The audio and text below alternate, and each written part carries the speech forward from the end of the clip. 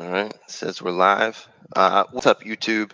I'd like to apologize for the sound quality. I'm using a cheap headset, and the microphone's not the best. Today, I'm going to be replacing the wire sub harness for the ignition coils.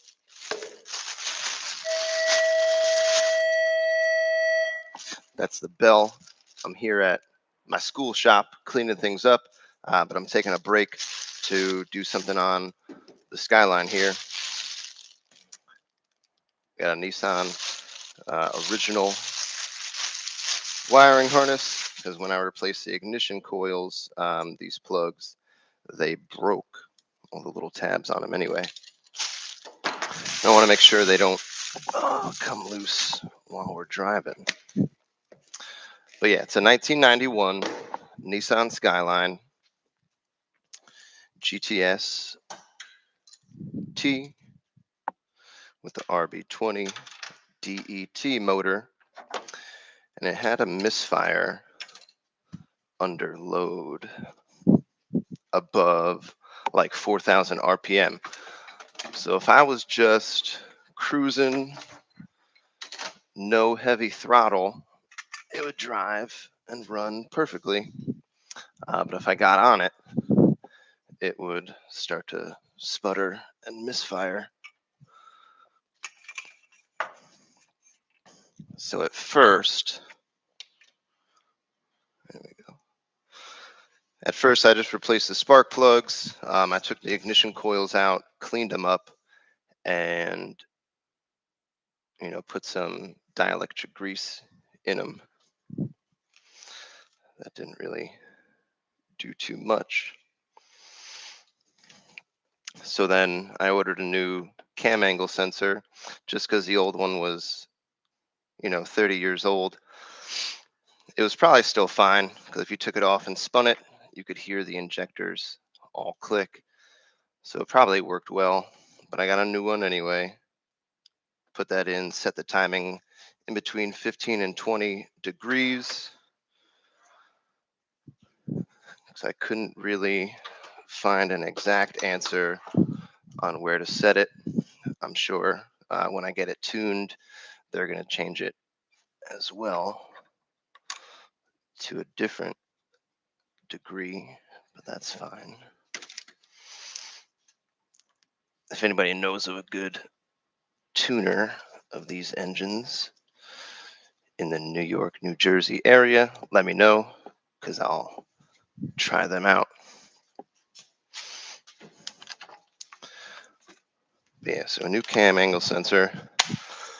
I got a second set of new spark plugs. I gapped them to 0.8 millimeters, which at first I thought was really small, but apparently people are running that gap.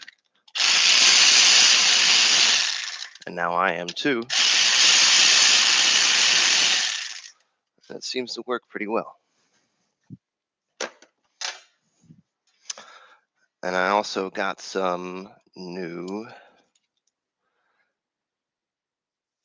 ignition coils by the name of a company called NP Boosted. They used to be Napol Performance, or Napol, I don't know, NAPOL. And that's not a product placement. Just letting you know what I got.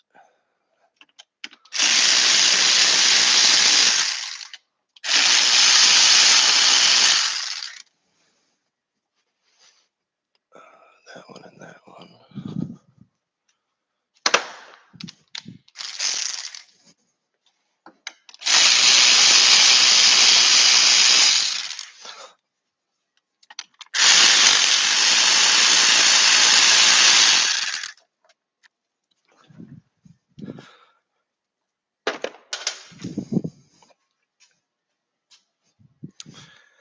But to get to the ignition coils, you have to take off this charge pipe.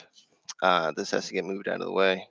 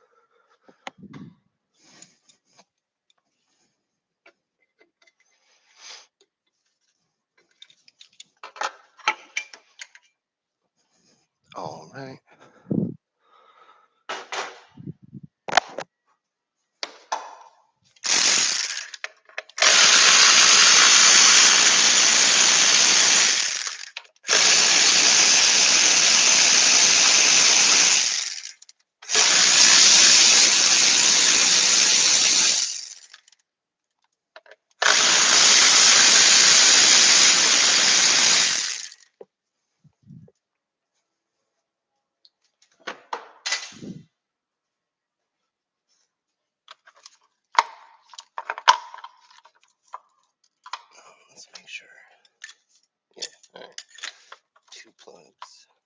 One, two. Swing this out of the way.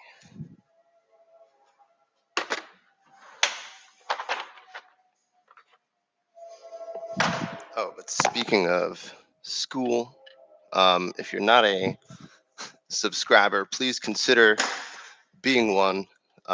If I could monetize this channel, any money that comes out of it, I'm going to use as a scholarship for my students who might be attending trade school after they graduate high school. I like to give away some money.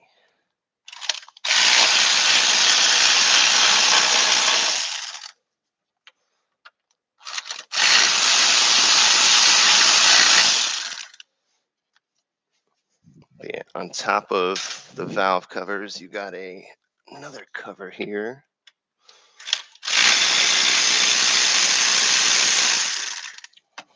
Which covers the ignition coils.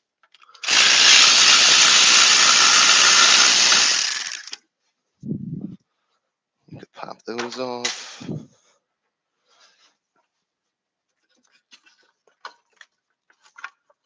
This cover, sneak it out.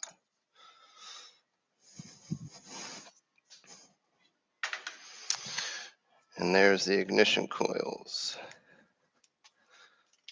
Let's see what this looks like. All right, they're a pretty little pink purple color.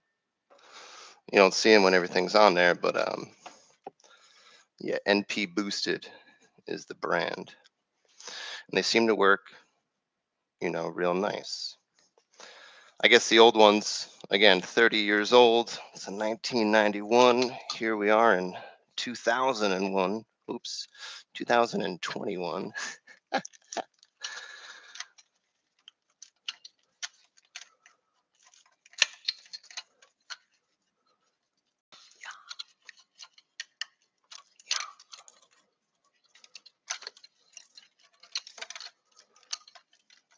And then we got a little ground down there. What is it? 13, I think.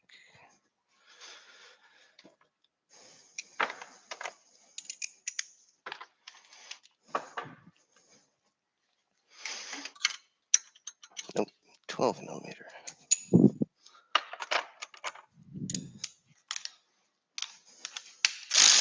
But yeah, so if you've got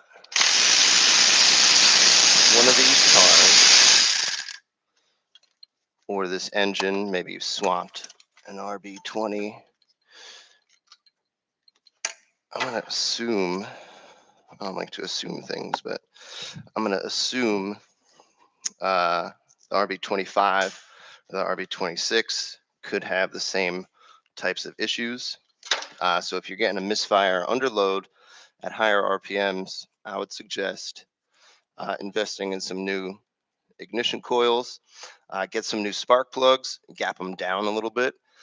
I think the stock gap is 1.1 millimeters, but I gapped them down to 0.8.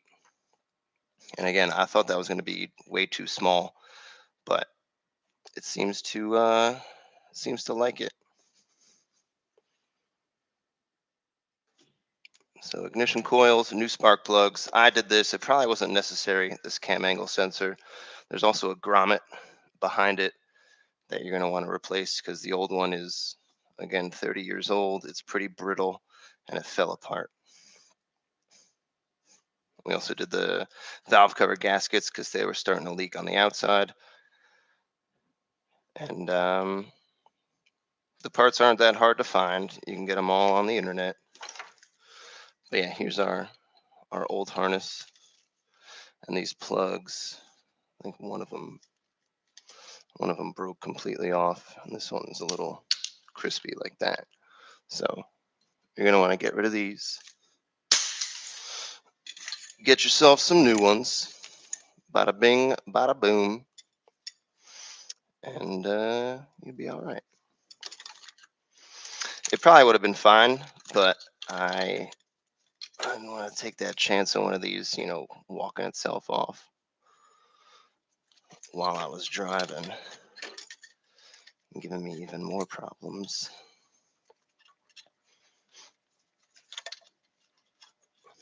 But yeah, this car is pretty sweet. Driving it around, it's real fun to drive. Uh, there are some other videos I have on here. This thing's got a little bit of rust. I started to fix. I did one patch in the trunk already, but as I've been driving it around, it's going to need the subframe bushings in the rear. I saw some red polyurethane ones on the internet, so I'm probably going to buy those eventually.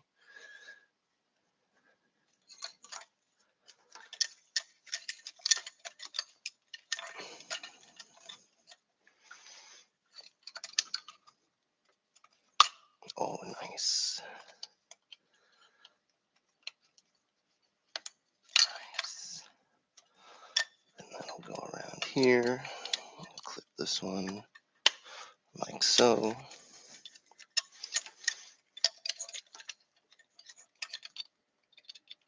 Number 4. Go around here. This one will loop around. Cylinder 5 and cylinder number 6.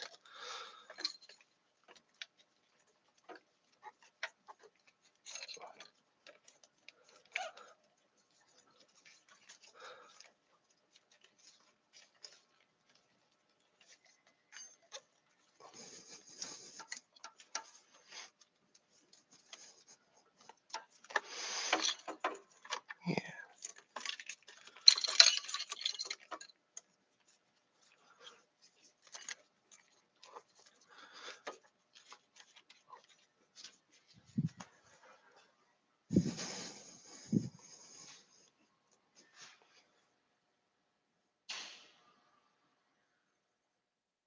And that's it. And then the cover will go back on, and everything else that you took off just goes back the way it came off.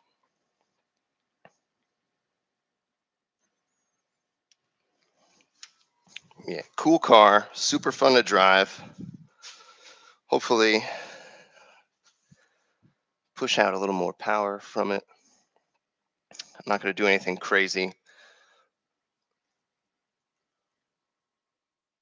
Just get it working real nice, running real good, fix all the rust, put a nice coat of paint on it. I might do the same color that it is, just because it's pretty unassuming. It just looks like an old car.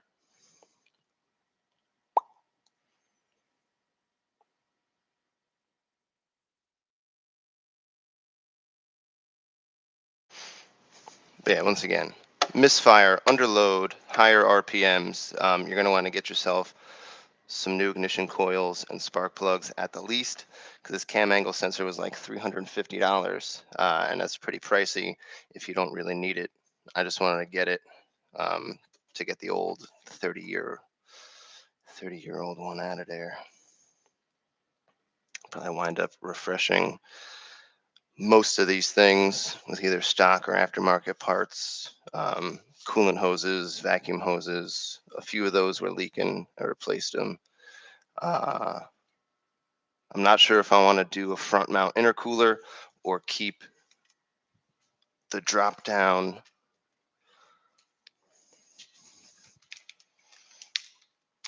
spoiler.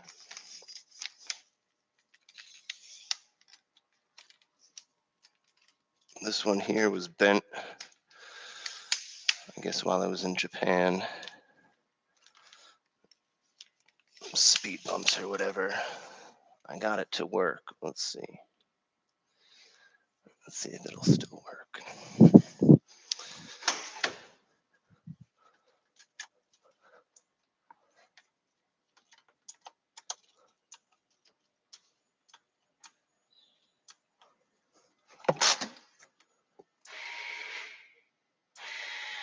Yeah.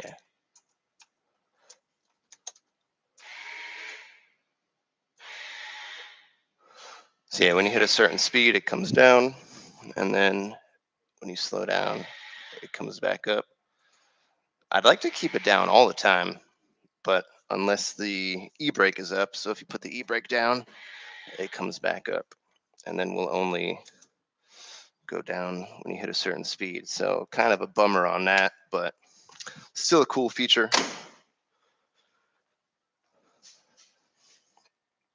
So I'm not sure if I want to keep it. Maybe I'll get a smaller front mount that doesn't mess with it. But the piping has to go where the electric motor is that drops it down. So I don't know. I don't know. We shall see in the future.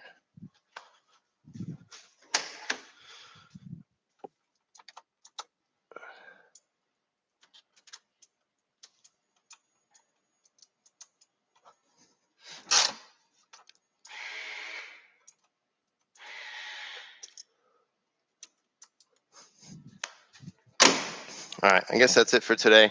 Again, please consider subscribing. Check out my other videos. There's some silly stuff going on, but also some serious repairs. And that's it for today. Thanks for watching.